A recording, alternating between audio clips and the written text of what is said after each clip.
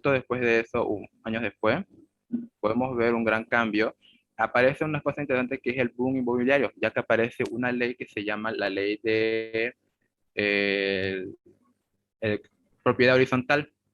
El boom inmobiliario nace de alguna manera común de expresar la arquitectura tradicional, la arquitectura historicista. Sé que suena un poco fuerte llamarlo como que desprecio, pero estamos hablando de una sociedad que vivió muy fuerte lo que era la clase alta entre ellos y que justo venga lo que es el gobierno de Perón, el populismo y todo esto se siente que hay cierto reacio a esta arquitectura y comienzan a nacer las arquitecturas en altura, comienzan a elevarse, como podemos ver aquí algunos carteles, como están nuevas edificaciones en altura, algunas construcciones.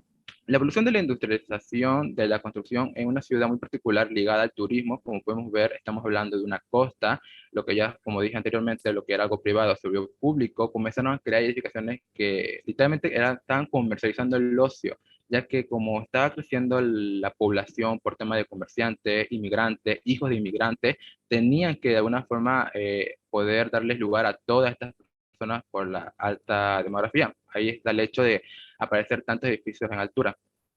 Siguiente. Ya, transferencias y apropiaciones ideológicas desde la parte política. Como ya hemos visto, en 1955 tenemos el inicio del peronismo, una ideología socialista que fue impartida en toda Argentina antes del periodo de 55. Luego, dentro del periodo que estamos hablando, tenemos golpe tras golpe y casi al final se habla de la iniciativa, de la doctrina de la seguridad nacional. Siguiente, por favor. Ahora, por parte de la arquitectura, ¿qué es la sociedad ideal? Bueno, en este caso, para hablar de ciudad ideal, esto puede variar entre época y lugar. En este caso, el Mar de Plata, su utopía, de acuerdo a las ideologías reinantes de la época, era una, ¿cómo se podría decir? Una democratización de las playas y balnearios. Como estamos hablando, estas partes, las costas ya no fueron tan privadas y se volvieron más públicas. También nació un proyecto ambicioso que vio la luz, que en este caso es el, el edificio Habana, que fue renombrado por el que tuvo la idea, Demetrio, ¿cómo se llama? Demetrio Eliades. Como estaba hablando, esta nueva idea de ciudad ideal ya era más por un tema del modernismo, ya no veían que sea necesario tantas arquitectura historicista en horizontal, entonces comenzaron a derrumbar muchas de esta arquitectura y comenzaron a elevarse hacia arriba. Como podemos ver, la ciudad cambió totalmente. De pasar a todas las divisiones en horizontal, ya se puede ver grandes edificios que superan más de las 10 plantas en todas las calles y en todas partes de la ciudad. Siguiente. Ahora, el hombre universal. En sí, en tema, brevemente, ¿qué es un hombre universal? Te podría decir que en esta época era más que todo que una persona sepa y tenga muchas habilidades y que pueda encajar todas estas experiencias, ya que el modernismo está implantando nuevas cosas en Argentina y como que la casa es la máquina de vivir, el auto es la máquina de moverse, la ciudad es la máquina de autos. O sea, en resumen, un hombre universal es aquel que no se encierra y que ve más allá de las cosas. Y para entenderlo más claramente, el mejor ejemplo de un hombre universal en Argentina es Jorge Luis Borges, porque este hombre, escritor literario, ¿cómo puedo resumirlo? Él sentía que las fronteras dividían, encerraban a la persona, al hombre. Entonces él iba más allá. Él se puede decir que viajaba, pero no viajaba afuera, moviéndose entre aviones y todas las cosas, sino lo hacía dentro del mundo literario. Él expandió su horizonte a través de la literatura. Fue leyendo a escritores españoles, franceses, de todos lados. Y es interesante este hombre porque de alguna forma era individualista en una época donde estaban haciendo que era muy fuerte el populismo. Por eso mismo tuvo tanto renombre, sonó bastante porque técnicamente era opuesto a todo lo que estaba a su alrededor, todo lo que estaba pasando, su cultura, su sociedad, él estaba en contra de eso, o sea, está yendo en contra de marea, a pesar de todo eso pudo ganarse cierta reputación. Siguiente. Ok, integración en las artes. El arte y la arquitectura siempre van de la mano, eh, van integradas desde la composición hasta la manipulación y distribución de los espacios con la luz. Uno de estos ejemplos más claros que podemos notar en la conocida como la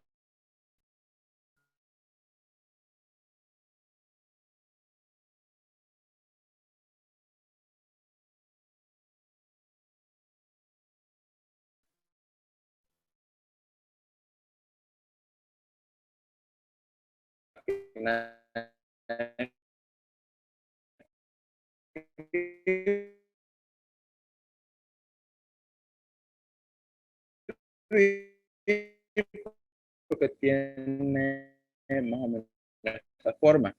Sigue son los rectángulos, curvas en los colores, estas son las líneas rectas, formas regulares en todo esto. Y todo eso. Siguiente. Ok, los postulados de racionalismo y de urbanicismo. Ya, los nuevos postulados que se empiezan a impartir en las universidades, que desean estar a la vanguardia arquitectónica, hacen una férrea competencia sobre estos movimientos. Podemos notar, ¿cómo puedo decir? Bueno, lo más representativo en el tema de modernismo racionalista puede ser con Casa sobre el Arroyo de Armando Williams, ya que en resumen podemos decir que esta es la fusión de inspiración de varias obras arquitectónicas de movimiento, como ser La Casa sobre la Cascada, la Vivienda, Frankfurt, porque tiene las formas de lo que es racionalismo, formas totalmente regulares, no tiene adornos, tiene el material tal cual que lo embellece, eh, austeridad completa, o sea, no tiene adornos y esas cosas. Siguiente. Pero a pesar de todo este movimiento que se ve de líneas rectas, formas regulares, también está el modernismo organicista que va en contra de todo esto, pues son las curvas, las formas, pero teniendo todo lo que es el movimiento moderno, que no le ponen detalles, no le ponen colores, usan lo mínimo, como podemos ver acá en el cementerio israelita de Mar del Plata, hecho por el arquitecto Carmen Córdoba. Siguiente.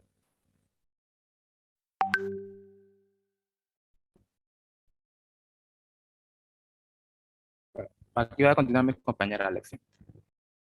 Bueno, Charqui, ya, continuando, vamos a hablar sobre la contextualización de la arquitectura internacional. Mientras la ciudad crecía hacia arriba, fue adquiriendo un estilo imponente y obviamente elegante, que podía fusionarse como un concepto de villa aristocrática, que obviamente, como dijo mi compañero, era un estilo europeo. Después, a medida que pasaba los años, se consideró otro lenguaje, un lenguaje formal ortogonal, que hablaba sobre edificios de alto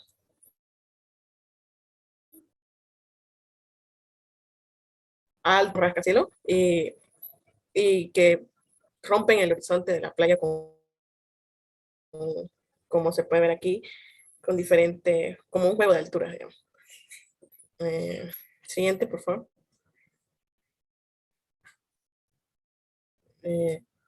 Propuestas urbanas. Ahí podemos hablar sobre la Rambla Casino, que obviamente antes solamente es Rambla. En las imágenes de la izquierda se puede ver cómo era antes, porque después, con los años, se tomó como una inversión ir renovándola como, como paisaje turístico. Eh, de, después, en las imágenes de la derecha, es como está actualmente con una plantilla más ordenada. Si pueden observar la diferencia entre lo que era antes y lo que era hoy, lo que es hoy, es por las cúpulas que fueron eliminadas. Ahí se puede ver en la imagen de la parte inferior derecha, en vista en planta. A pesar de que emplearon un estilo historicista europeo, el diseño de la Rampla también fue una propuesta urbanísticamente que se desarrolló a los años 50. Siguiente, por favor. Intervenciones urbanas. Aquí inician las transformaciones producidas en el área Bristol, de Mar de Plata, particularmente en su área comercial, que podemos ver en la primera imagen. Consecuencia del despliegue de la modalidad turística masiva que había desde la década de los 50 hasta los 70 del siglo XX. La modalidad se transformó también en un espacio privado que completaba como un departamento de mercancía y a través propiciaba también una ley de propiedad horizontal que era el tamaño, ¿cómo? Era también llamado espacio urbano o público.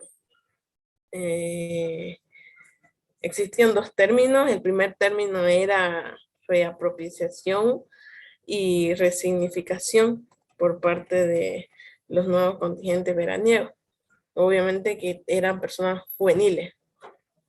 Y el segundo término se produjo también por la modernización espacial y figurativa, que daba consecuencias a una diversidad y usos públicos masivos, de los cuales el espacio privado de la manzana fue habilitado como un desarrollo de nuevas tipologías, como ya lo mencioné nuevamente, de comercio masivo, igual que son estas que marqué que están en la playa.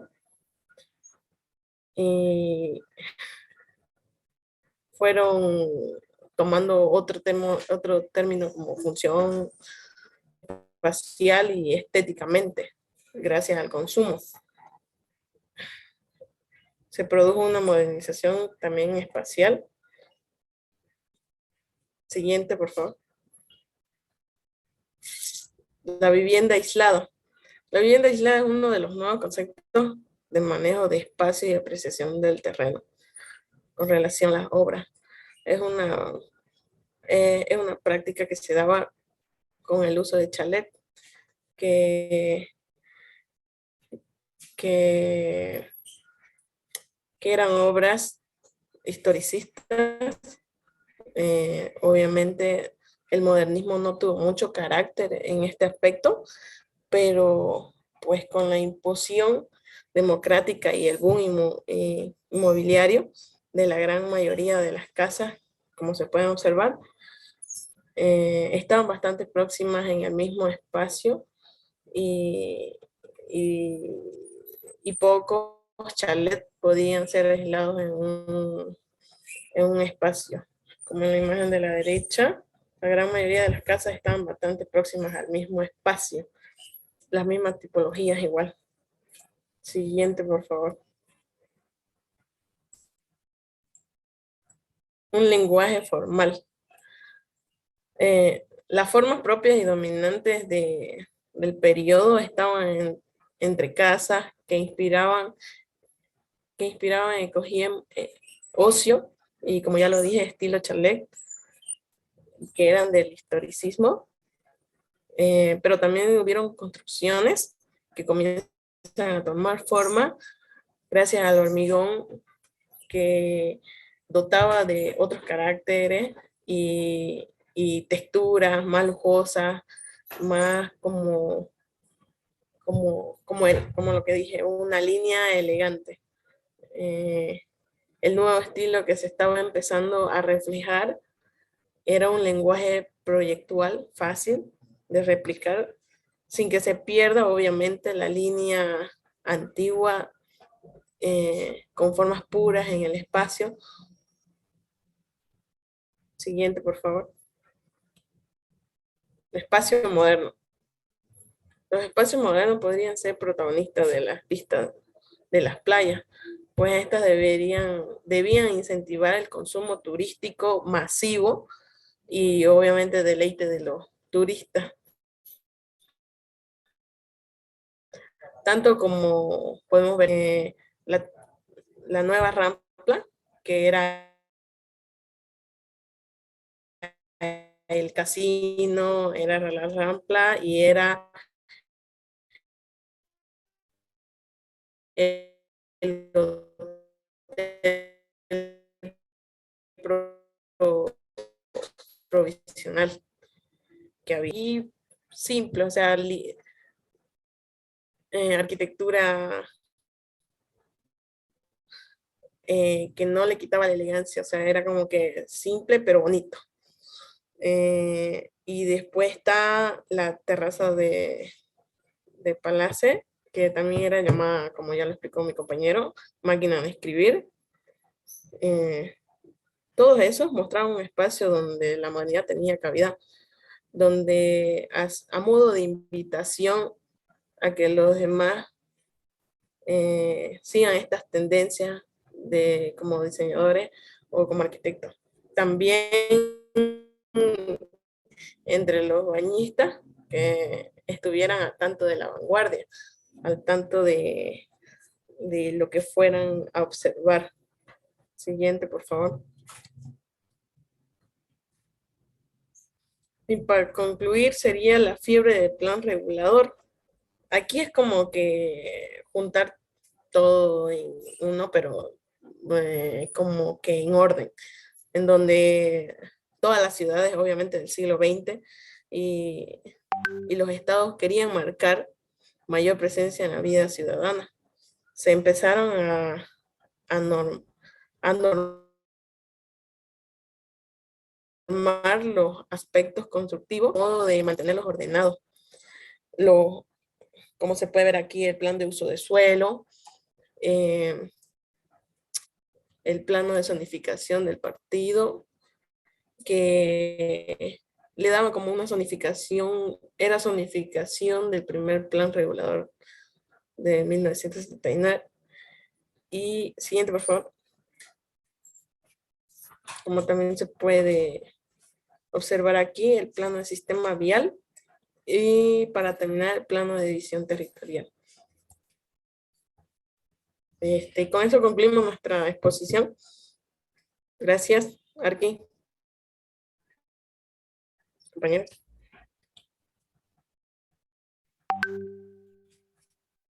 Bien, Diana. Eh, de parte de sus compañeros se va a acabar ahorita nuestro tiempo, pero de parte de los compañeros, ¿alguna pregunta relacionada con el tema que han presentado los compañeros?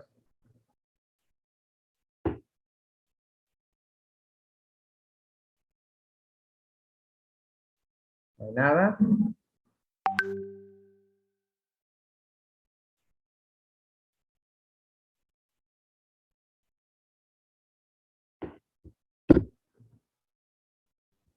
¿Ningún comentario? Bien, si no pasa nada, entonces nos vamos con el grupo, el siguiente grupo, el grupo 2, ¿sí? ¿Está listo el grupo 2? Buenas noches, Arqui. ¿Me escucha? ¿Sí? Sí, estamos listos. Ahorita va a compartir la compañera. Ya. Porque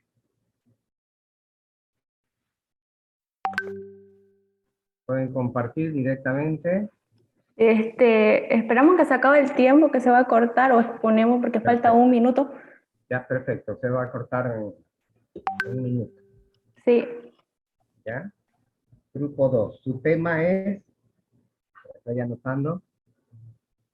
Es la unidad 1, es México. México y DF, ¿no? Sí, Arqui.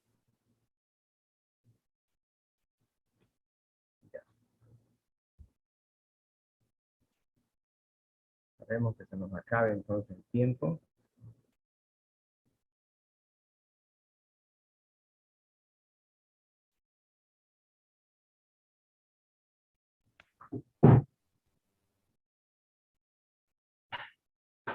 Bien, lo voy a finalizar y volvemos a reingresar, por favor.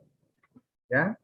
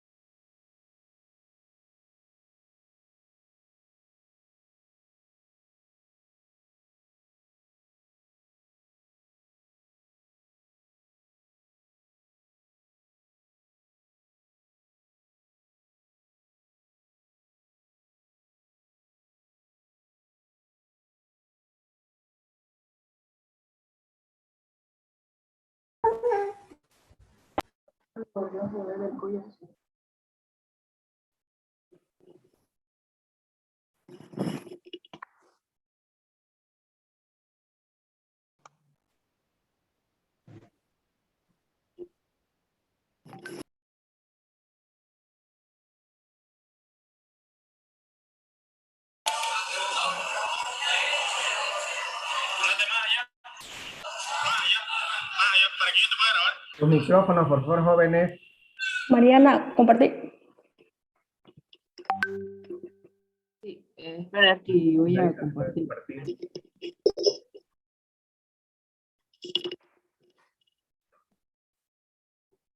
¿Sí?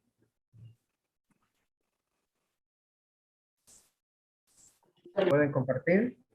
Aquí tiene que habilitar para compartir. Sí, lo he habilitado. Ahora,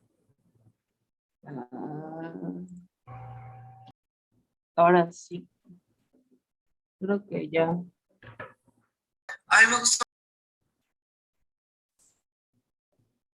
por favor, en cuanto empiecen, me dan el nombre de la persona que está haciendo la presentación. Por favor, ¿ya? Voy a Ya. empezar, yo, Arqui, Justiniano, voy a empezar con Ya. la exposición. Bueno, Arqui, el punto 1 y el punto 2, nosotros nos lo centramos principalmente en Latinoamérica, ¿no? Todos los sucesos del siglo XX, de nuestra época. Ya. Y ya después ya vamos a ir hablando de México. Su cámara, por favor.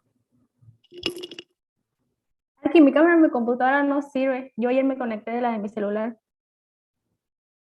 Ya. Sí, Ya. Buenas noches, Arqui. Buenas noches, compañeros. Voy a empezar con el estamento Idea de la sociedad determinante en la concreación de la arquitectura, urbanismo y arte en Latinoamérica. Siguiente. Empezando, los estados latinoamericanos nacieron libres, eran liberales. Los blancos criollos que detentaban el poder económico de las colonias. Y la economía, o sea, los políticos no intervenían en el Estado en el siglo XIX. El intervencionismo funcionó bastante bien en los años 1950 y 1970, hasta que con esto llega la inflación que generó una instabilidad. Y también muchos países, no pasó así en Colombia, el intervencionismo licuó todas las rentas de los sectores agroexportadores. En la década de 1980 entró en crisis el Estado intervencionista. ¿Por qué? Porque Latinoamérica intentó establecer, intentó copiar en sí, siguió el ejemplo de Europa, ¿no? Pero no pudo concretarlo. Siguiente.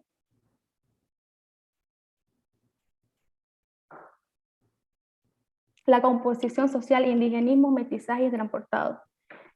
Podemos decir que desde el siglo XX la vida política de los países latinoamericanos estuvieron denominadas por los miembros sociales altos, y aquí ya entra la oligarquía. El crecimiento económico se repartía de una forma desigual. ¿Por qué? Porque la oligarquía se quedaba con su riqueza. ¿Y qué pasaba con el campo? Las ciudades se empobrecían, no llegaba esto hasta allá porque las oligarquías se quedaban con las riquezas. Y también hubo un apogeo del indigenismo en el siglo XX, que empezó en la década del año 20 y tuvo una decadencia en los años 70 y 80. Aquí entró la crisis del Estado oligárquico y esto predominó a las revoluciones sociales como en México, Bolivia en 1952, en las cuales la participación organizada del campesino, el indio en su mayoría, fue decisiva. En el Perú fue donde predominó esto. ¿Por qué? Porque empezó más rápido y fue más abarcador. Esto implicó la desindianización de la identidad. Siguiente.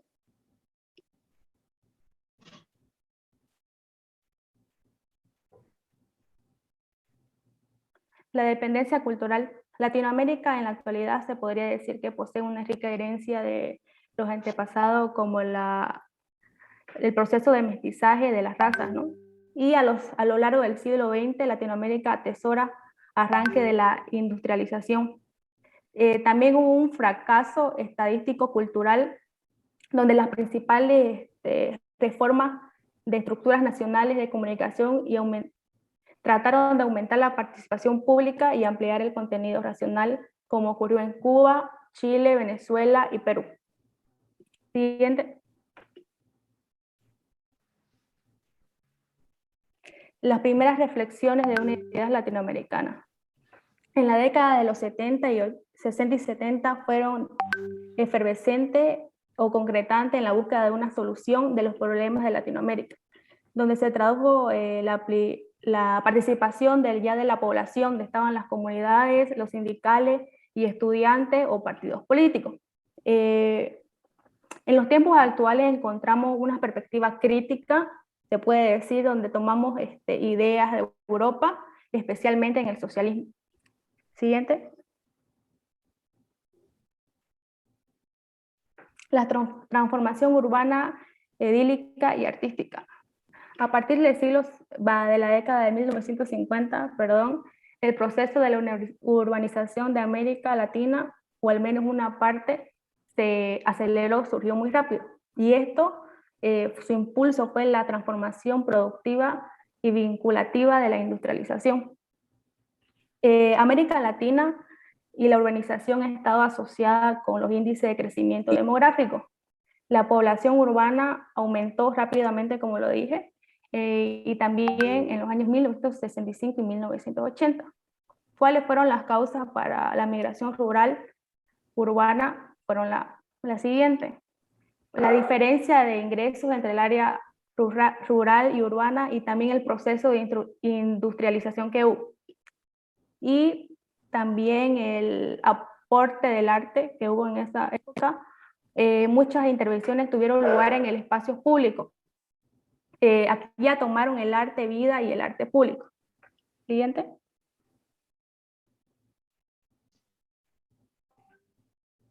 Ahí hay una tabla de la urbanización y la población que hubo en Latinoamérica.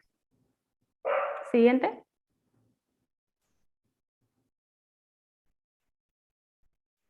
Ahora entramos a lo que es México. Los gobiernos nacionales que hubieron en el siglo XX en México fueron 20, pero los que están dentro del 1955 a 1970 fueron los siguientes. Adolfo Ruiz Cortines, no, la siguiente. No, la de los presidentes. Anterior. ¿Dónde están los presidentes?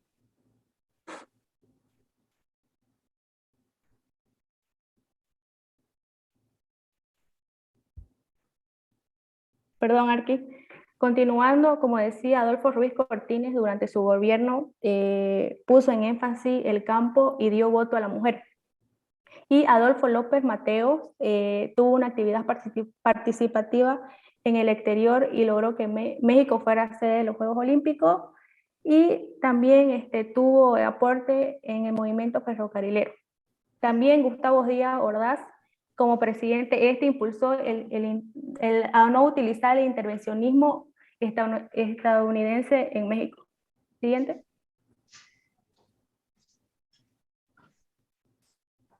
La composición social.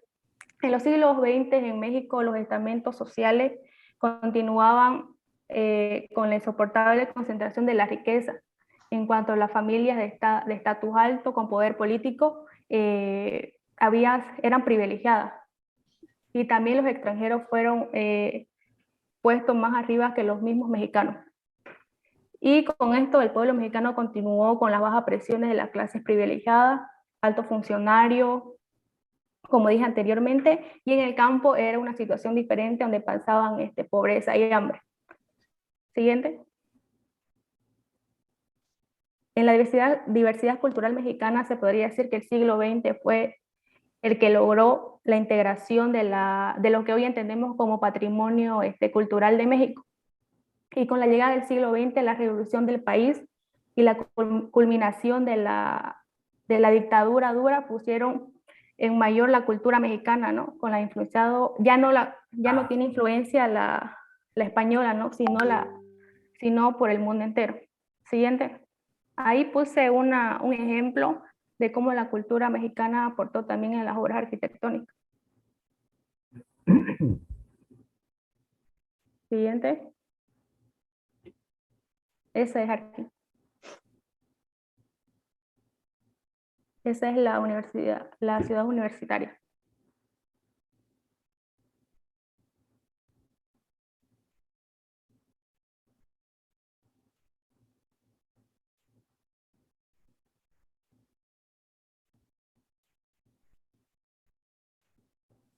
Buenas noches, Arqui.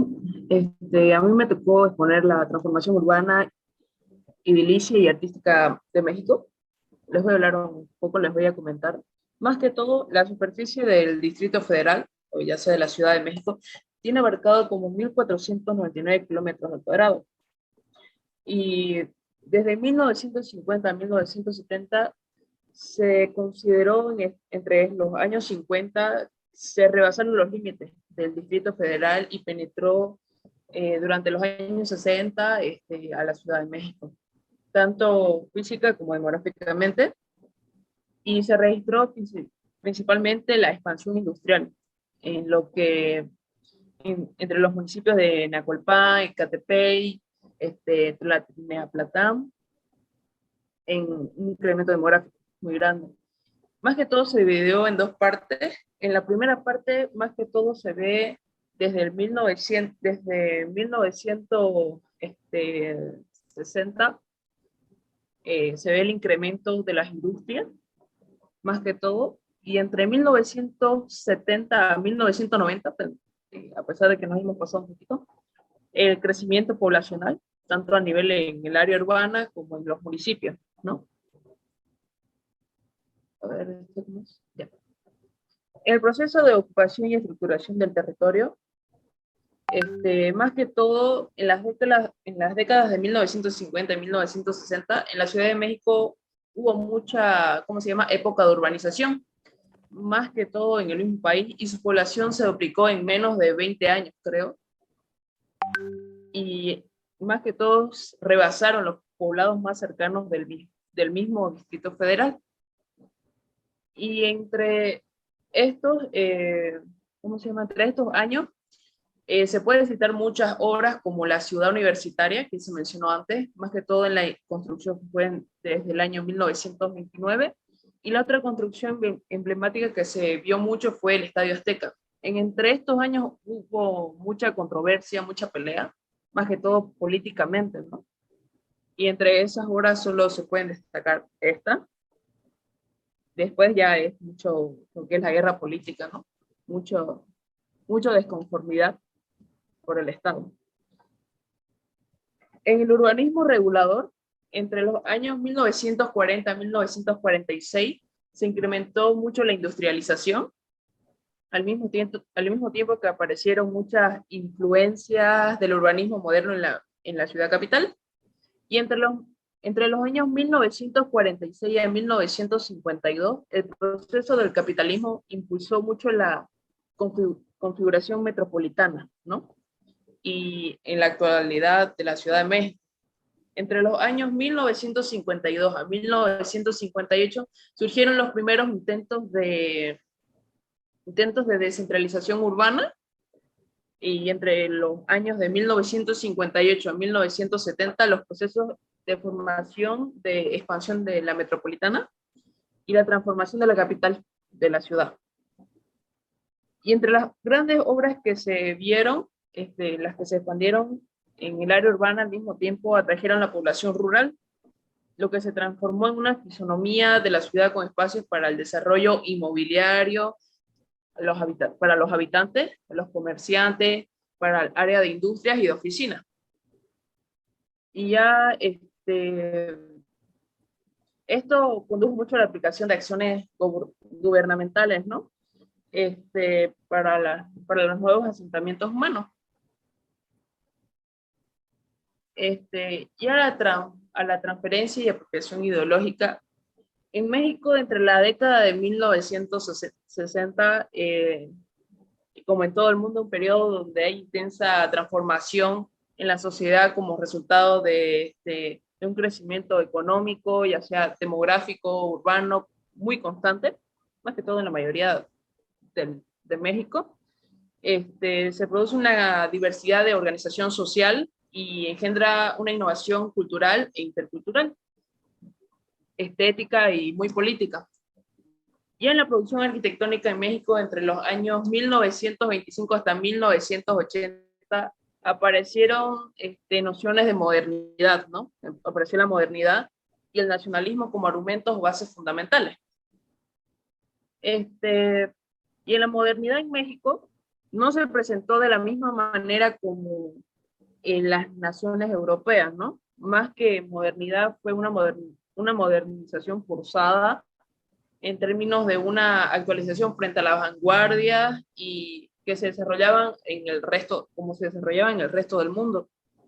Y a partir de la independencia de este país, como colonia española, más que todos, yo creo que se adaptó mucho México a lo que era la colonización española, se adaptó a la modernidad, yo qué sé. Y de ahí, y a partir de la independencia del país, colocaron posiciones de rasgos culturales, económicos y políticos. Por otra parte, el modernismo que se destaca mucho es la designia de la expansión filosófica, artística, en relación con un sistema cultural del mismo México. Es un modernismo renovado a su estilo.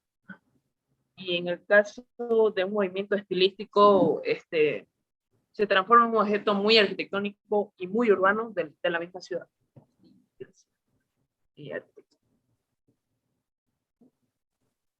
Buenas noches, continuando con, ahora vamos a hablar sobre la propuesta urbana Ciudad Jardín, la ciudad funcional, ¿no? El movimiento urbanístico de la Ciudad Jardín fue fundado por Sir Ebenezer Howard, que proponía sustituir las ciudades industriales por otras más pequeñas rodeadas de tierras agrícolas, mezclando la ciudad con el campo, ¿no? Como se ve en la imagen de la derecha, es la asociación Garden City, fue la primera ciudad jardín y fue creada por el mismo Howard, ¿no? En 1903. Él promovió a la fundación, él promovió la fundación de la primera ciudad jardín en Ledgeport, a 55 kilómetros al norte de Londres. Esta ciudad tenía una población de 33.000 habitantes. Siguiente.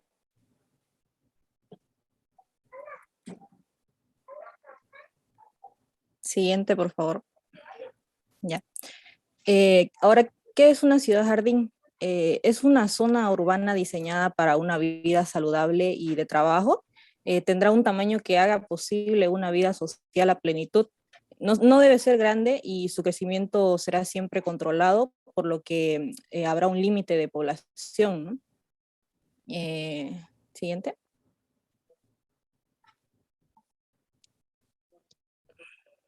Ahora la ciudad jardín en México. Un ejemplo de ciudad jardín en México fue el proyecto de ciudad satélite en Naucalpan en 1957, el arquitecto Luis Barragán. Él propuso crear un tipo de ciudad jardín cercana a la Ciudad de México, la cual estaría separada por una zona arbolada, con áreas verdes amplias, casas de gran tamaño, servicios y comercio. Sin embargo, esta ciudad fue absorbida por la Ciudad de México en un lapso de una década. Siguiente.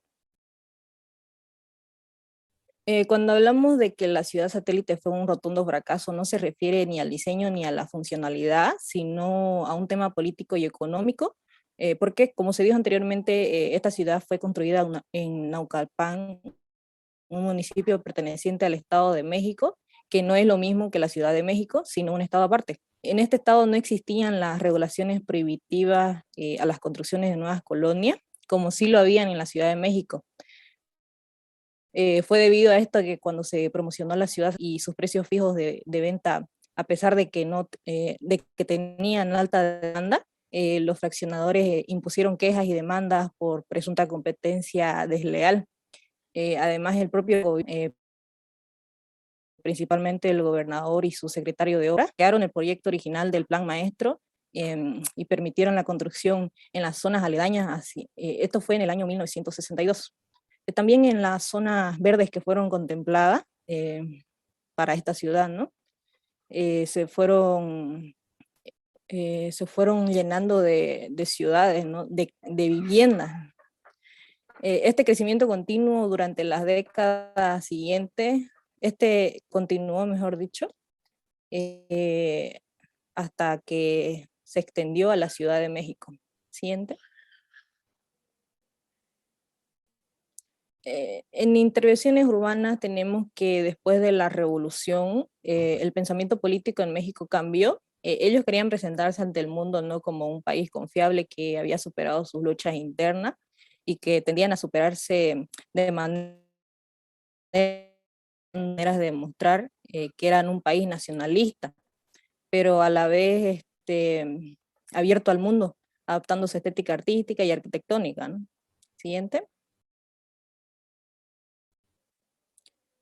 Los factores por los cuales el modernismo llega a México son por las nuevas técnicas de construcción y materiales. Los edificios tienen técnicas europeas y norteamericanas con un estilo decididamente mexicano. Esta mezcla produjo una arquitectura modernista única que refleja su ambiente mexicano. También muestran una conjunción entre las formas geométricas y futuristas, como se pueden ver en estas obras, como es la Biblioteca Central de la Ciudad Universitaria y la Capilla Abierta en Cuernavaca. La primera generación de arquitectos modernos que podemos mencionar son los arquitectos Pedro Ramírez Vázquez, Juan O'Gorman, Mario Pani, entre otros, y ellos tuvieron una gran influencia del arquitecto Le Corbusier. Gracias a estos arquitectos, la arquitectura mexicana empezó a tener su propia identidad, con sus obras que eran dignas de talla internacional, ¿no? Eso sería.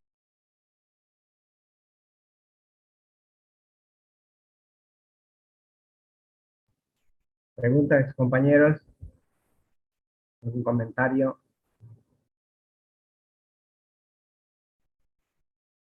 Nada.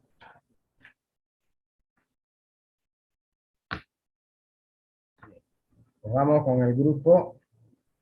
Siguiente grupo, por favor.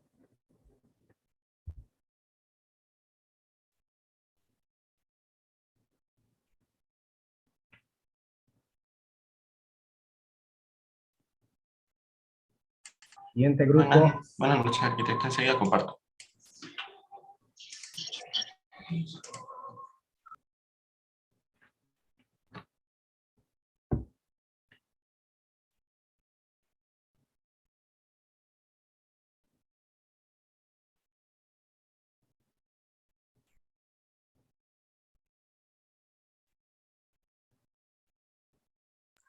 ¿Se puede observar? Sí, se ve. Ya. Bueno, buenas noches, arquitecto. Voy a empezar por diapositiva. Según estos somos los integrantes, este es el orden en el cual lo vamos a exponer. ¿Puedes ver el siguiente, por favor? Aquí podemos ver un poco del índice y primeramente les voy a hablar acerca de los estamentos e ideas determinantes en la congregación de la arquitectura, como lo que son los gobiernos nacionales, composición social y la diversidad cultural. Siguiente, por favor. Bueno, los gobiernos nacionales. En sí es bicameral, que está compuesto por lo que es el Senado de Brasil, que es la Cámara Alta, y la Cámara de Diputados de Brasil, que es la Cámara Baja. Desde la década de 1960 es cuando el Congreso tiene su sede en Brasilia. La mayoría de los edificios oficiales de la ciudad, este fue diseñado por Oscar Niemeyer. Brasilia no tiene alcalde ni concejales, ya que en el artículo 32 de la Constitución Federal de 1988, donde recién prohíbe expresamente, ¿no?, que el Distrito Federal se divide en municipios. El Distrito Federal es una entidad jurídica de derecho público interno. ya que no es un estado ni un municipio, sino una entidad especial que acumula lo que son los poderes legislativos, según lo que es previsto en el artículo 32 de la Constitución Federal. La rama ejecutiva del Distrito Federal estuvo representada por lo que es el alcalde del Distrito Federal hasta 1969, cuando fue que el cargo se transformó en gobernador, ¿no?, del Distrito Federal. El poder legislativo, donde mencioné anteriormente, y del Distrito Federal, perdón, cuya nomenclatura representa una mezcla de asamblea legislativa y consejo municipal. Siguiente, por favor. Los nacionales en Brasilia es bicameral. Está compuesto por lo que es el Senado de Brasil, la Cámara Alta y la Cámara de Diputados, que es la Cámara Baja. La rama ejecutiva del Distrito Federal estuvo representada por el alcalde del Distrito Federal hasta 1969, cuando fue sí que el cargo se transformó en gobernador del Distrito Federal, y el Poder Judicial, que sirve para el distrito, también sirve a lo que son los territorios federales. Brasil, actualmente, no tiene territorios, por lo cual el Tribunal de Justicia del Distrito Federal y los territorios sirve a este mismo, ¿no? Siguiente, por favor. En cuanto a la composición social, la mayoría era raza blanca, ¿no? Como de ascendencia portuguesa, italiana o alemana. De acuerdo con el Instituto Brasileño de Geografía y Estadística, en 2008 fue donde había 2.455.903 habitantes, ¿no? Que en sí descendiendo a lo que, a la densidad de población era de 423.000 habitantes por kilómetros cuadrados. La mayoría de la población de raza era, así como nombré, que era de ascendencia portuguesa, italiana y alemana, donde los pardos, son una mezcla de europeos con lo que son, con negro y amerindio, ¿no? Los habitantes de raza negra son la ascendencia africana. En cuanto a lo que es el perfil religioso de la ciudad, la mayoría profesa lo que es el catolicismo, ¿no? Ya que Brasilia es prácticamente el hogar aproximadamente 120 y 150 aproximado, ¿no? Familias judías. También es considerada una de las ciudades con mayores tasas de crecimiento en Brasil. Su población se incrementa promedio a un 2.82%. También el índice de desarrollo humano en la ciudad es de 0.8, el cual es un nivel del país desarrollado, ¿no? Y la tasa de analfabetismo es de 4.3 aproximadamente. Siguiente, por favor. En cuanto a diversidad cultural, los principales museos de la ciudad están ubicados en lo que son el eje monumental, ¿no? Por ejemplo, también el Panteón de la Patria Tancredo Neves, el cual tiene forma de una paloma, fue diseñado por el arquitecto Oscar Niemeyer, que se inauguró en 1986. Además de esta, resguarda el libro de los héroes de la patria, mismo que narra la historia de quienes han luchado, ¿no?, por la unidad de la nación. También la memoria de los pueblos indígenas tiene como lo que es como objetivo mostrar como un poco de la riqueza nacional de las culturas indígenas, ¿sí? También puedo recalcar que fuera de lo que es el eje monumental, están en el Museo de Arte de Brasilia, que posee una exposición permanentemente dedicada al arte, y el Museo de Valores del Banco Central. Y en el sector norte se encuentra lo que es el teatro principal de la ciudad, y el cual tiene forma de una gran pirámide irregular. Siguiente, por favor. Debido también a lo que es la diversidad de orígenes y de los demás, ¿no?, habitantes, la escena musical en el distrito representa influencias de variados ritmos. Por ejemplo, al comienzo de la construcción de la capital, el acordeonista Saga trajo lo que es el bongo. Candangos eran provenientes de la región del noreste de Brasil, una de las regiones administrativas en donde se cuenta lo que es la mayoría de la concentración, se transformó en el en la actualidad, Brasilia recibe estrellas de la música nacional e internacional todos los años, y lo cual ha permitido el crecimiento de la diversidad cultural, ¿no? Transformándole en una capital de múltiples entidades.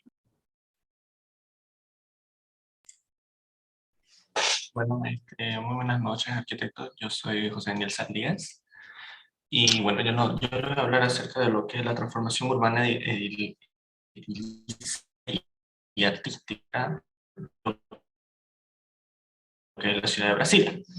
Bueno, la ciudad de Brasilia comenzó en 1956 y Juscelino Kubitschek, él era el presidente en esa época de Brasil. Entonces, por lo tanto, él decidió de que, también fue una de sus propuestas, de que él se traslade a la capital que se situaba en Río de Janeiro a la parte interior de lo que es el país de Brasil, ¿no? Por lo tanto, él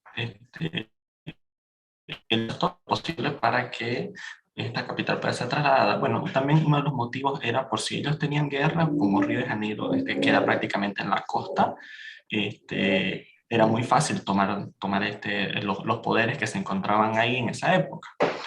Bueno, como personaje destacado se encuentra lo que es Lúcio Costa. Lúcio Costa, él es un urbanista que se adjudicó a lo que es la obra de la construcción de Brasilia, ¿no? Él se encargó más de todo de la parte urbanística, ¿no? Y él tenía su aliado a Oscar Niemeyer, donde prácticamente Oscar Niemeyer es quien se dedica a lo que es parte de la arquitectura, ¿no? Con los edificios, con todas las obras emblemáticas que, bueno, ahora son hitos, ¿no? Que se encuentran actualmente en la ciudad, ¿no? Bueno, Oscar Niemeyer aparece debido a que Lúcio Costa lo contrata para que lo acompañe en esta obra. Bueno, ubicación en el tiempo y en el espacio. Brasilia normalmente se encuentra en un lugar donde, si bien pasa lo que es bueno, aquí dice el río Paranoá, pero en realidad es un río al comienzo, debido a que para construir la ciudad de Brasilia se tuvo que crear una represa, ¿no? Y gracias a esa represa poder acceder a lo que son las condiciones de servicios básicos como luz y agua. Lo que caracteriza a la ciudad de Brasilia es de que, si bien es una meseta, lo que ellos llaman el plan alto, sin embargo tiene unas pequeñas que otras depresiones topográficas, y sobre todo de que el clima es, la verdad que como al ser una meseta desértica, es bastante caliente.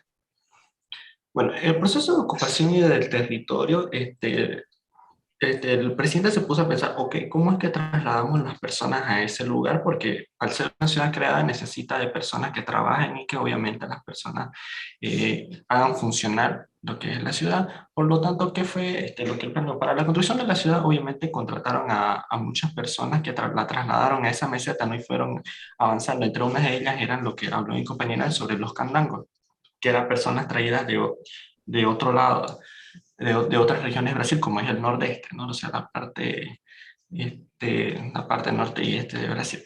Luego, también para trasladar los poderes del Estado, lo que hizo el gobierno fue normalmente duplicarle el sueldo, lo que ellos llamaron el dobrachín. Entonces, que consistía nada más en duplicarles el sueldo a muchos trabajadores, ya sea en la parte pública, por ejemplo, los diputados, los senadores, todos ellos se les iba a pagar el doble para que dejen Copacabana y se trasladen a Brasilia posteriormente. Bueno, el urbanismo regulador, ¿en qué consiste? Antes de construirse Brasilia, en la parte del diseño tuvo bastantes bases. ¿Y cuál es la principal? La principal es lo que es la Carta de Atenas, ¿no? En esta parte, la Carta de Atenas fue redactada por lo que es la CIAM, ¿no? El Congreso de Arquitectos. Entre uno de ellos se encontraba Le Corbusier, quien tuvo contacto con Oscar Niemeyer. Por lo tanto recibieron bastante influencia de lo que es Le Corbusier. Sí, Le Corbusier llegó a Brasil e inclusive dio algunas propuestas de cómo podría ser, ¿no? sin embargo, mucho se basó en lo que es la Carta de Atenas, ¿no? Oscar Niemeyer o sea, mantuvo los principios que es el trabajo, residencia, descanso y circulación, ¿no?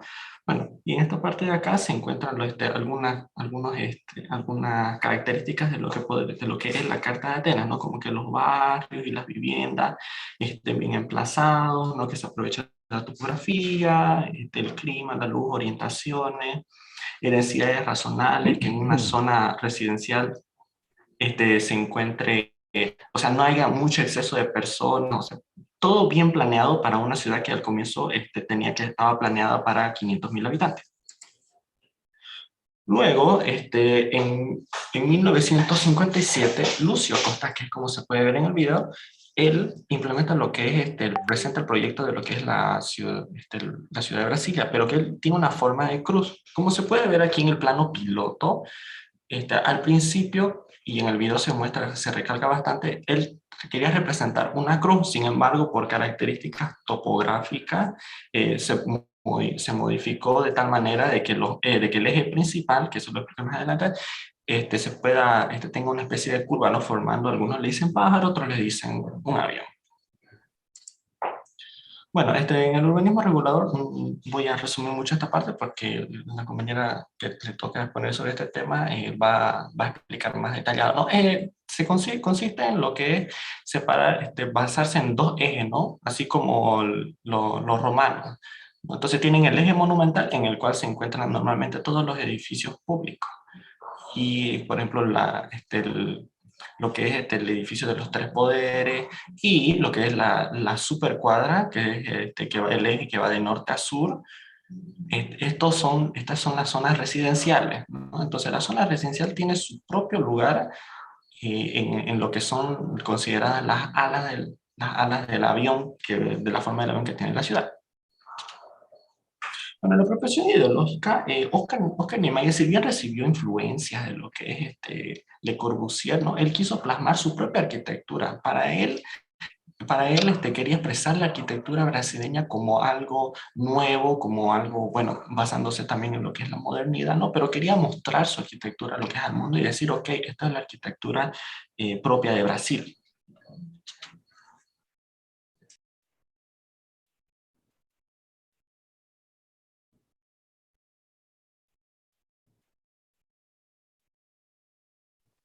Buenas noches. Continuando con la exposición, voy a hablar lo que es las propuestas de una ciudad funcional y una ciudad jardín. Las ideas de este movimiento moderno impulsaron a varios arquitectos a innovar, como pasó con Lucio Costa. Él empezó creando lo que es la nueva capital, como decía mi compañero, para Brasil. Y los hizo creando lo que son las superescuadras. Siguiente, por favor.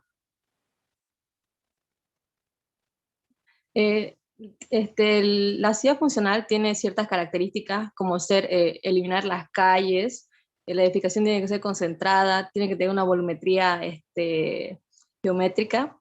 Esto se despega de lo que ya es las curvas. Mayormente lo que él quería era líneas rectas o volumetría recta, en lo que debería ser lo que es Lucio Costa. También como decía mi compañero, tomen en cuenta lo que es la Carta de Atenas. Siguiente, por favor.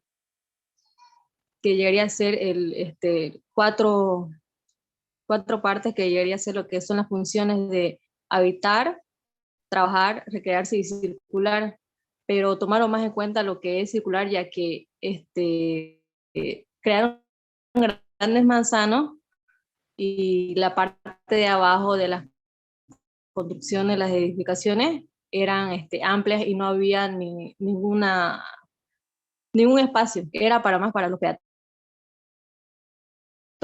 peatones. Siguiente, por favor.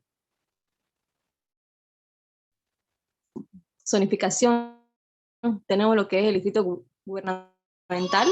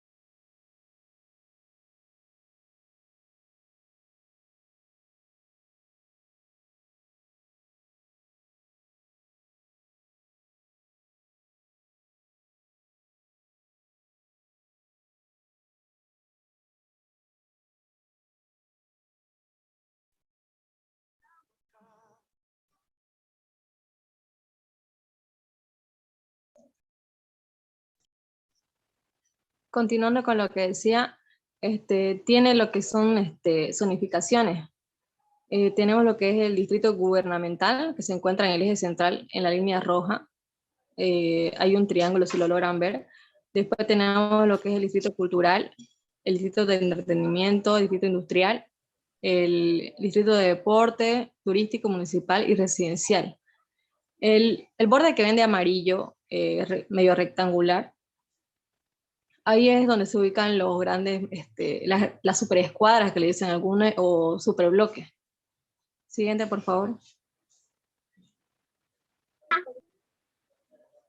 En las intervenciones urbanas, se enfocaron más en lo que es la dificultad que hubo de la demografía que se desbordó de Brasil, de Brasilia. Tuvieron que tomar en cuenta también lo que es los problemas de tránsito, también como el tejido urbano y las condiciones higiénicas que había. Para eso proponieron demoler algunas ciudades y reconstruirlas, como sucede lo que hay en las nuevas ciudades. Crearon lo que son las ciudades satélites. Las ciudades satélites son las que están al borde de lo que es Brasilia. Y esas ciudades satélites son creadas para los trabajadores, es decir, para la gente de bajos recursos, más o menos, de mediados recursos.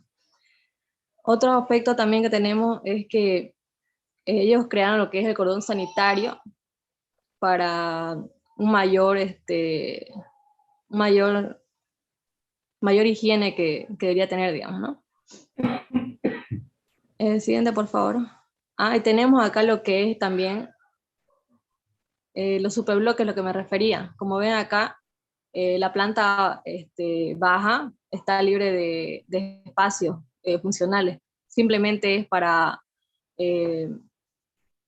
circular. Podemos ver también que hay un diagrama de la circulación. El bloque tenía, como vemos acá al lado izquierdo, derecho, el bloque era totalmente rectangular. Tenía divisiones nomás de columnas y mayormente eso lo disfrutaban los peatones. Y también estaba rodeada de área verde. Siguiente, por favor. Tenemos acá lo que como le decía, se llama bloque. Y la gran dificultad que tuvo el arquitecto fue que tenía que diseñar una entrada no tan obvia para que la gente pueda caminar por debajo. Tenemos ahí el ingreso, la entrada de servicio, que va directo a lo que es el lavado. Tenemos lo que es la entrada noble, que es la que va directo a la sala. Luego tenemos la habitación, el baño de servicio, la zona de día, las habitaciones y los baños privados, ¿no? Como ven, eran dos viviendas unidas, digamos. Y mayormente todos los bloques eran iguales, eran casi como decirle condominio, ¿no? Eran todos iguales y ninguno tenía diferentes fachadas, todos eran las mismas.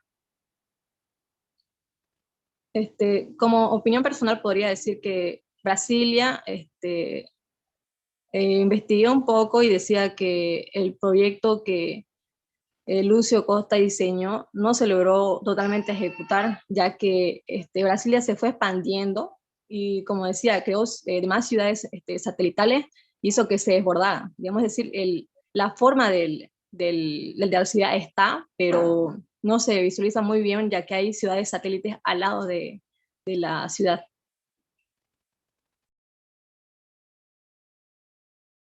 No sé, ni arquitecto. Bien. ¿Algún comentario, compañeros? Nos falta todavía un grupo, ¿verdad?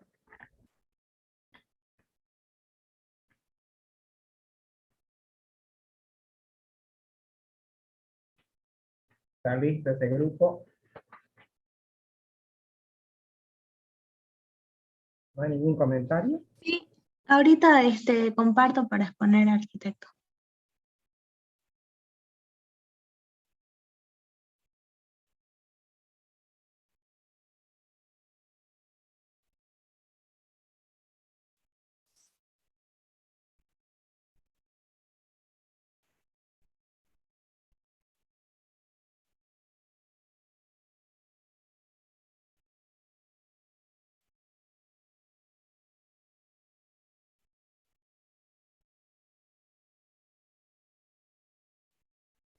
Buenas noches, arquitecto. Nosotros somos el grupo 4 y voy a empezar yo a exponer el tema.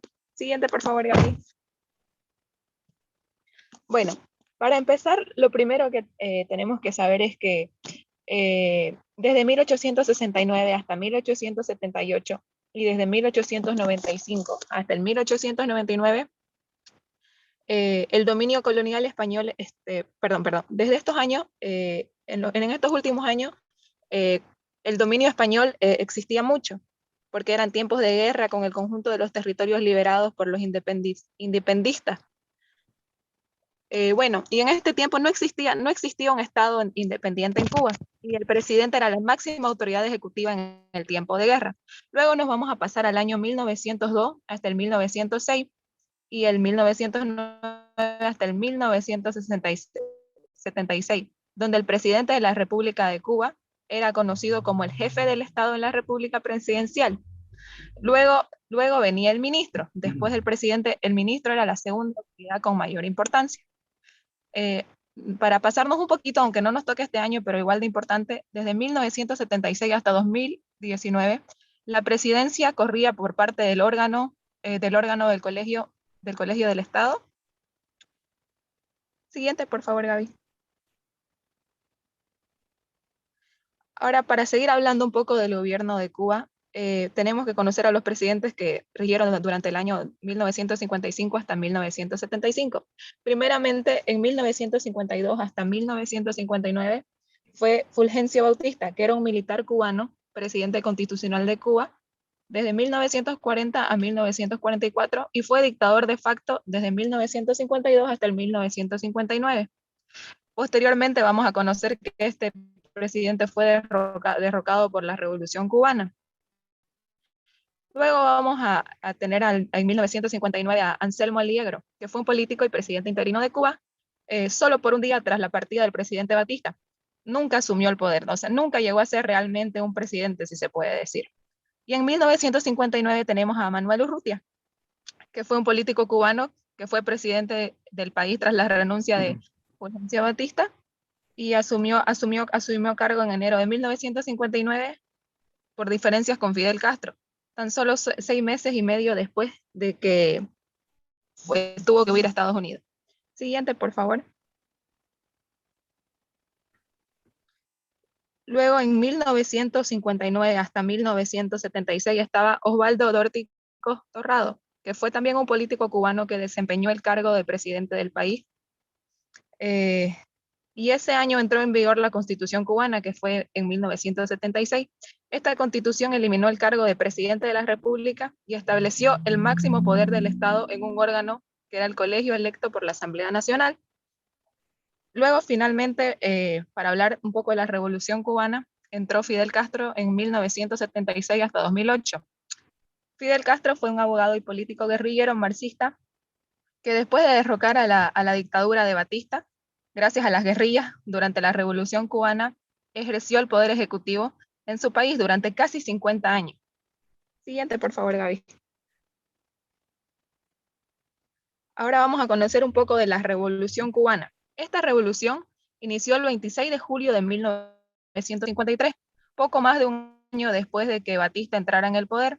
Esta revolución inició gracias a un pequeño grupo de revolucionarios que asaltó el cuartel Moncada en Santiago.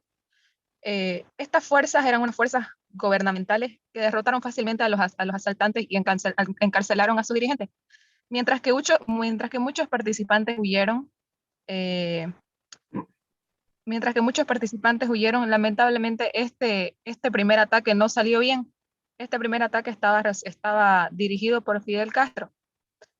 Y bueno, no surtió bien el ataque, y Fidel Castro tuvo que huir primero fue preso y luego tuvo que huir a Estados Unidos, luego terminó en México.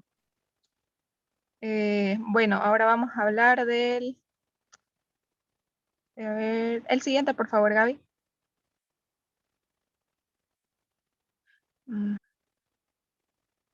Ya. Luego de que este primer golpe no salió bien, vamos a pasar al 4 de abril de 1956, donde trataron de hacer otro golpe de Estado para derrocar a Batista, pero tampoco salió bien. Tampoco salió bien, y luego vamos a hablar de las últimas elecciones fraudulentas, que es donde finalmente se pudieron derrotar al gobierno de Batista, que fue en 1958. Estas elecciones se llevaron a cabo en la provincia de Villas y Oriente. Estas elecciones ya estaban bajo el poder de Fidel Castro, aunque durante estas elecciones el ganador fue Andrés Rivero Aguero, que era también de la política de Batista, pero sin embargo no dejaron que esto ocurra, porque pasó lo que llamamos el colapso de la dictadura Batista y la caída de la República. Esto ocurrió el 28 de diciembre, donde las milicias comandadas por Che Guevara iniciaron el decisivo ataque para derrotar finalmente todo este gobierno que tenía Batista, que era un gobierno represivo, un gobierno donde la gente no tenía libertad de expresión. Y bueno, finalmente pudieron derrotar a este gobierno. Batista huyó y el país quedó a cargo de Fidel Castro, donde el 7 de febrero de 1959 fue aprobada la ley fundamental de donde derogaba la Constitución de 1940 y ponía a Cuba bajo el gobierno provisional unipartidista. Finalmente, en 1976, cualquier idea de recuperación del régimen democrático fue eliminada con una apropiación constitucional que convertía al país en un Estado socialista. Eso es lo que quería lograr Fidel Castro. Siguiente, por favor, Gaby. Bueno, cuando subió Fidel Castro, el gobierno y la política, como ya habíamos dicho, era un Estado socialista de ideología marxista-leninista, bajo el mando del Partido Comunista de Cuba, que era el único que podía regir todo lo que decía el país. La gente no tenía libertad de expresión. Esto ocurrió durante casi 5 décadas, donde Fidel Castro impulsó un sistema represivo que castigó prácticamente a todas las formas de disenso de los cubanos. Muchos cubanos fueron encarcelados, estaban en condiciones deplorables, otros miles eran perseguidos e intimados por el mismo gobierno, ya que no tenían las libertades políticas básicas. Bueno, este gobierno también pudo lograr muchos avances de salud y educación, pero muchos de estos logros se vieron contrarrestados por largos periodos de dificultades económicas y políticas represivas. A medida que los países de América Latina abandonaron gradualmente el régimen, la Cuba de Fidel Castro siguió siendo un país de la región que continuó reprimiendo a toda la política. Aquí podemos ver que no cambió mucho el país de estar bajo el régimen de Batista y pasar a Fidel Castro, porque igual seguía siendo un gobierno que estaba reprimido por las autoridades. Mientras Fidel Castro estuvo en el poder, el gobierno cubano se negó a reconocer legitimidad a organizaciones cubanas y derechos humanos, como ya había dicho antes. Los partidos políticos alternativos, sindicatos independientes y una prensa libre. No había libertad de expresión. Tampoco permitió que veedores internacionales de la Cruz Roja participaran. No habían organizaciones ni gubernamentales. No tenían, como para reducir todo, no teníamos derecho, ni ninguna persona podía negarse a algo que el gobierno no quisiera. El siguiente, por favor, Gaby. La composición social del Estado, bueno, como ya habíamos dicho, la concepción era marxista y anarquista. En esto se propone una sociedad no dividida en clases sociales, pero también esta misma composición social decía que la sociedad sin clases culminación final de la lucha de las clases. Después que el proletario, que es la clase más oprimida, se haya emancipado gracias a la revolución proletaria, que esto conseguiría que la burguesía se desplazara. Una vez que la propiedad capitalista haya sido suprimida, los antagonismos entre las clases desaparecerían, dejando lugar a una sociedad sin clases y por consecuencia sin Estado, porque los marxistas que sin clases sociales no tendríamos un Estado.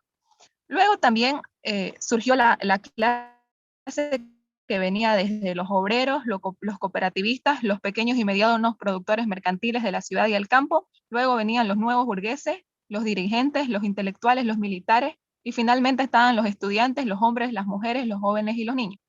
Siguiente, por favor. En la dependencia cultural. Bueno, el 1 de enero de 1959, después del triunfo de Cuba, ocurrió una revolución social que proporcionó un cambio cultural debido al abandono de los patrones liberales, republicanos y representativos, y la adopción del sistema socialista que ya estábamos hablando. A partir de entonces, el objetivo de la intelectualidad cubana era la creación de una nueva cultura, una cultura autóctona. Una parte de la intelectualidad republicana emigró donde pudo y la otra permaneció en la isla cubana. El poder de la cultura quedó repartido entre intelectuales, políticos y comunistas, nuevos líderes culturales y una formidable generación de escritores vanguardistas. Todo esto permitió una década de intensa creatividad en la literatura, el cine y la plástica cubana, lo cual se amparó en la fase de la revolución. No se dejó nada vivo en la política cultural que iba a seguir la revolución, pero luego se finalizó con un periodo que constituyó un avance hacia una renovación cultural, vinculando lo político con lo artístico. En esta etapa se dieron fuertes polémicas por la década del 60, que había sido clasificada al mismo tiempo una época gloriosa y vil de eclosión y florecimiento de agudísima lucha ideológica. Siguiente, por favor.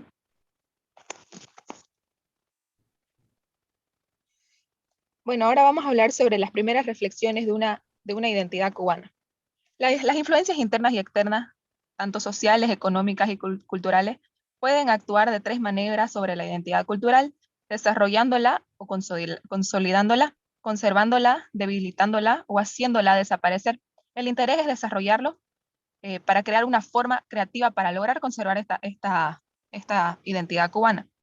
La identidad cultural cubana es un sistema dinámico de síntesis de cultura. Ella se resuelve teóricamente estableciendo su equivalencia con el proceso de transculturación material y espiritual de las etnias que fueron conformadas durante todos estos periodos. El fenómeno de formación y existencia de la identidad cultural cubana se decide mediante la localización y caracterización de neoculturaciones, que es un conjunto donde están asociados la permanencia de una correlación de fuerzas estable y una población desde un punto de vista demográfico y socialista. Solo son factores de desarrollo, todo esto que estamos hablando solo son factores de desarrollo, porque hubieron muchas cosas también que influyeron a tener una identidad cubana. Hoy en día se sigue peleando por conservar esta identidad cubana, porque como conocemos, muchos otros países llegan a Cuba y la gente empieza a desarrollar nuevas culturas y lamentablemente se va perdiendo lo que se tenía en un principio. El siguiente, por favor.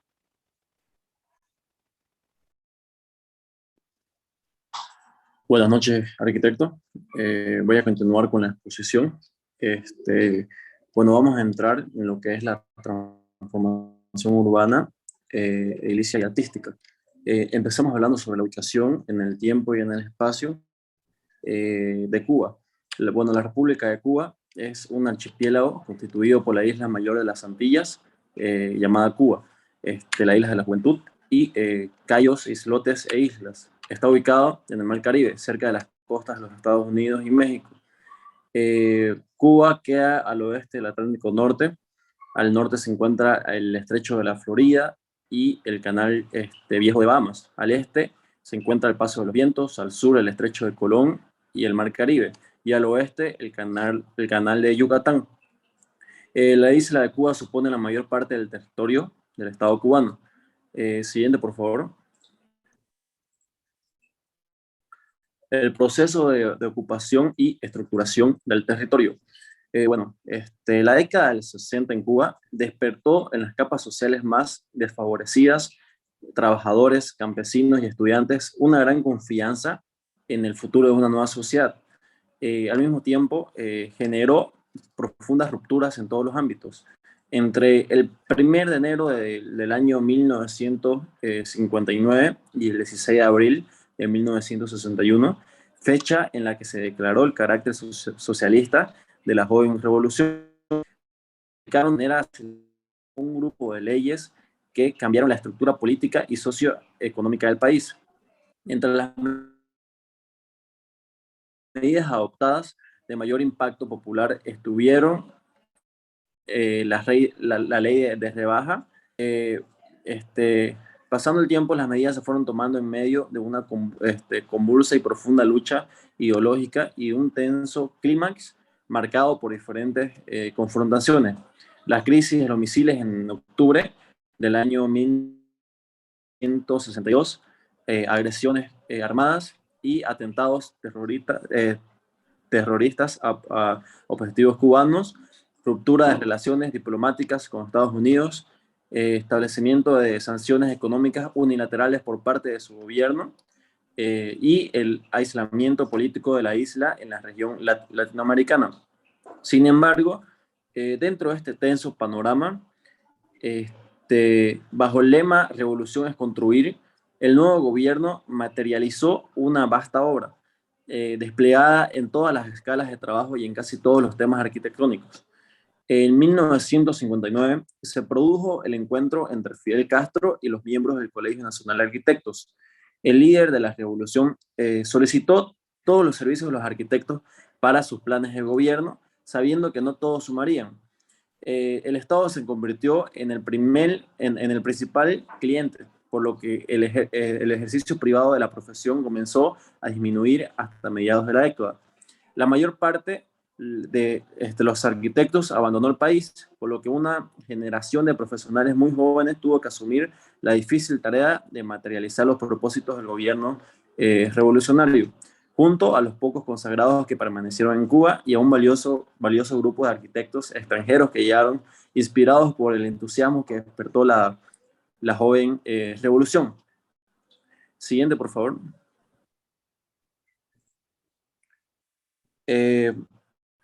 Transferencia y apropiación ideológica.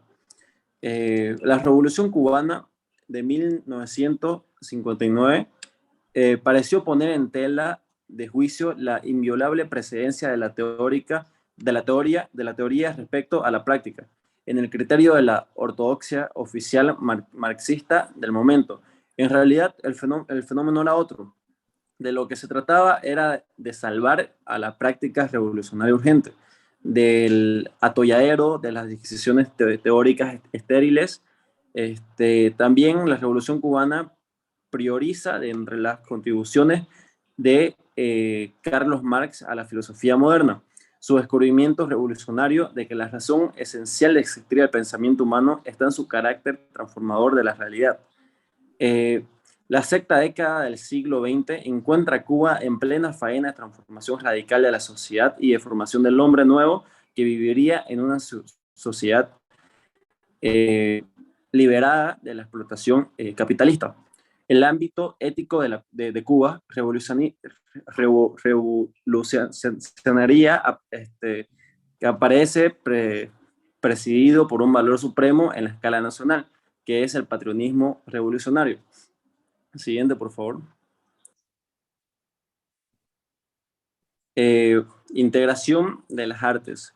Empezamos con la década de los 60, que bueno, presenta un marcado carácter épico y propagandístico que se hace eco de las nuevas tareas revolucionarias.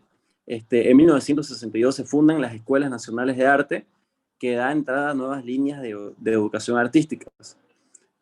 Durante esta década acaece el desarrollo de las líneas abstraccionistas, primitivistas del pop y de otras vertientes que lidiaban con lo mágico. Después sigue lo que es la década de los 70, que durante esta década hay una ampliación de temáticas y lenguajes artísticos donde se puede verificar la influencia de algunas corrientes del arte contemporáneo, como el expresionismo, el fotorrealismo y una línea inspirada en los sueños o la imaginación y el arte pop. El arte abstracto tiene un significativo desarrollo específicamente en sus vertientes óptica y cinética. Después, en la década de los 80, acá ocurre una ampliación del concepto de obra de arte. Al superarse la idea de arte como objeto estéticamente complaciente, aparece la instalación que se presenta como una combinación de varios géneros, con un uso del espacio limitado. Así el artista se comporta como teórico y analista de su propia obra. Algo característico de esta década es que se trata de llevar el arte a la calle, hacerlo masivo y popular utilizando cualquier medio expresivo que contribuya a concretar los objetivos conceptuales del creador. El artista como que concibe estrategias de inmediatez, como la agresión o la burla, para provocar la participación del público. En la década de los 90, desde la herencia conceptual de los 80 se propone revalorizar los géneros individuales preocupados por la vuelta al oficio por parte del artista. Las nuevas estrategias de comportamiento del creador se desplazan hacia el cinismo, la simulación y la pose.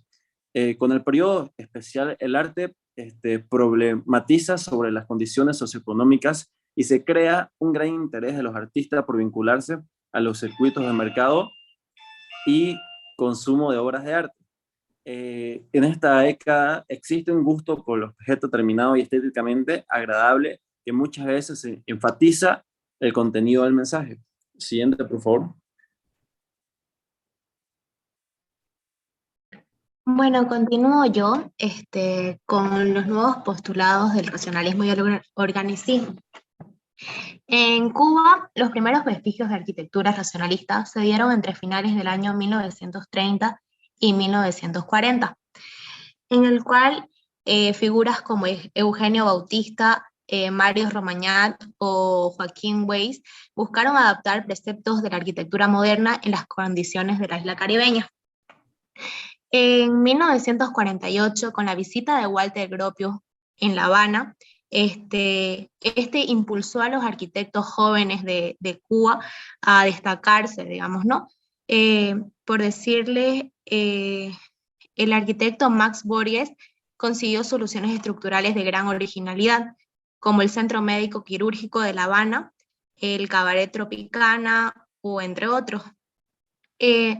Otros exponenciales arquitectos que se podrían considerar de la época sería Nicolás Quintana, que hizo el rascacielos odontológico en 1952, y Ernesto Gómez Sampera, que hizo el rascacielos Foxa en 1956. Ahora, el organicismo fue creado a partir del año 1959. En 1959 a 1966 hubieron proyectos arquitectónicos que suponieron un significativo giro no solo en los objetos, sino en las referencias y en sus proyecciones. Espera un momento, no veo aquí el título. Contextualización de la arquitectura internacional. El estilo internacional fue un estilo de la arquitectura moderna que marcaba dentro del funcionalismo arquitectónico, promugnaba una forma de proyectar universalmente. No se dejaba llevar por la ubicación en la que estuviese, sino que era un mismo diseño para todos los países. Eso era lo que se buscaba. Comenzó a tomar forma a partir de 1920 y los resultados fueron de varios factores. En el mundo occidental, la industrialización, la mecánica, ingeniería y las ciencias de los materiales estaban revolucionando estos factores. Es por eso que estos factores fueron la incomodidad de algunos arquitectos en el eclecticismo y las divergencias de estilos arquitectónicos. La industrialización acelerada de las sociedades europeas y norteamericanas comenzó a creer en la necesidad de nuevos tipos de edificaciones, con el uso entonces de materiales desconocidos. Entre ellos, el edificio de las oficinas, los bloques de apartamentos, las nuevas fábricas preparadas para albergar novedosas maquinarias y grandes cantidades de obreros. Las características que se podrían dar de este estilo serían que siguen los mismos pasos del racionalismo con los pilares, las vigas, el hormigón armado. Estos ambos elementos constructivos se visualizan como parte del edificio, y el muro pierde todo el sentido sustentable. El acero y el cristal dominan en la estructura exterior, pilares a la vista. El hormigón sería un material fundamental en este estilo, y su existencia no se disimula, incluso se animan a convertirse como un elemento decorativo o hacer las fachadas de este material visto, digamos, al estilo brutalista. Después, en esto podemos ver algunos estilos que se fueron marcando, digamos, en todo el mundo. Y ahora estaría las propuestas urbanas en la ciudad de Jardín. Estos jardines, estas propuestas en línea como el pensamiento de Howard y su ciudad jardín, Ganes en su libro Cities in Evolution, veía esto como una propuesta urbana que fueron la creación de grandes plazas cívicas, plazas de la revolución y otros pequeños parques y jardines contribuidos por el callejero, o sea, por el uso de la calle. Las propuestas más urbanas fueron las creaciones de la plaza cívica y otros jardines.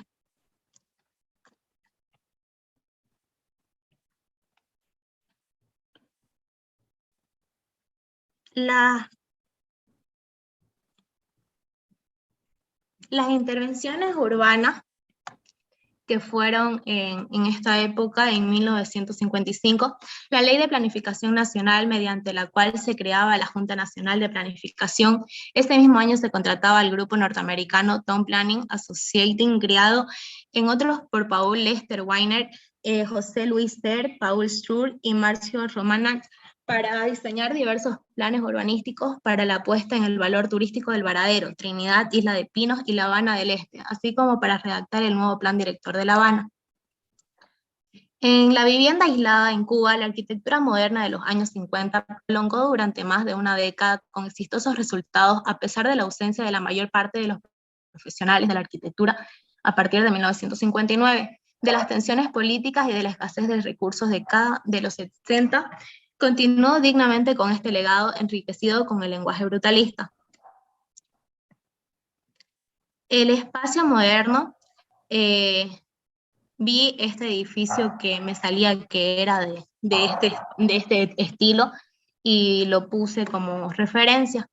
El edificio del Seguro Médico estaba situado en el Vedado, en La Habana. Fue construido entre 1955 y 1958 como proyecto de Antonio Quintana, quien generó la volumetría completa compuesta por una caja que establece una relación en la calle, la masa construida existente, y una torre encima que a su vez se relaciona con más tipología.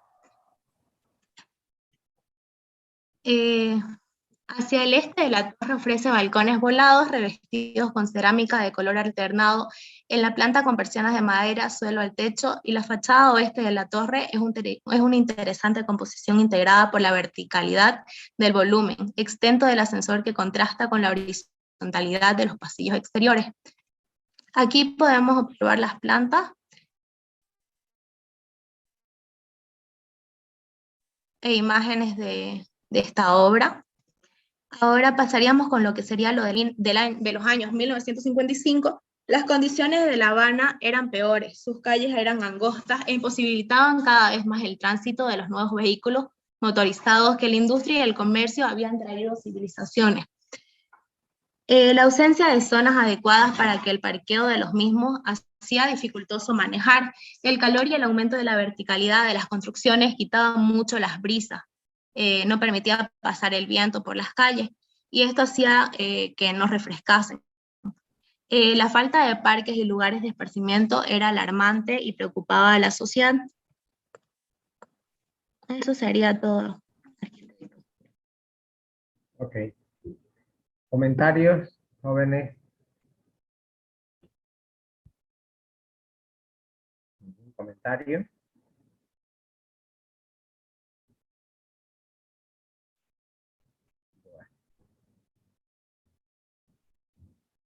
No hay ningún comentario, jóvenes. Nos veríamos el día lunes con los grupos que continúan, ¿ya? ¿O tienen algo que comentar? La reunión se va a acabar, ya no lo voy a volver a reiniciar. Clase.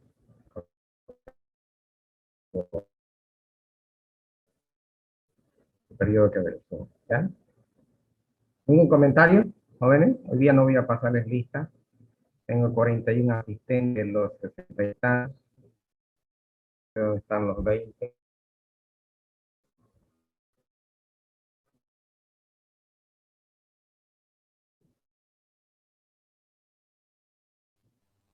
¿Nada? Pero podría tomar una captura de Bueno. pantalla aquí para que quede como marcada la asistencia. Y con la otra lista. Yo lo que tengo que hacer. El chico que lo ayuda nos tomó asistencia. Sí, John tomó lista. Sí, Antes tomó de lista. entrar. ¿Quién tomó lista? ¿El ayudante? Sí. Sí. Sí, aquí. Tomó lista, yo Pablo. Juan Pablo, ¿estás ahí? Sí, ¿no? Juan Pablo. ¿Ya has tomado lista? Perfecto, entonces. ¿Con cuántos asistentes estabas? Porque tenemos 41 solo acá en este momento. Creo que 49. ¿Con 49? Algo así. Ya, está bueno. Está bien, entonces, jóvenes. Nos vemos el día lunes a las 7 para empezar con los nuevos temas, los otros temas que están programados para esa fecha. ¿Ya? Está bien, arquitecto. Gracias. Buenas noches. Chao, Arqui, buenas noches. Chao, Buenas chao. noches. Hasta el lunes. Hasta lunes. Hasta luego, Arqui. Noches, Arqui. Feliz fin de semana. Chao. De igual manera, que la pasen bonito. Chao, chao.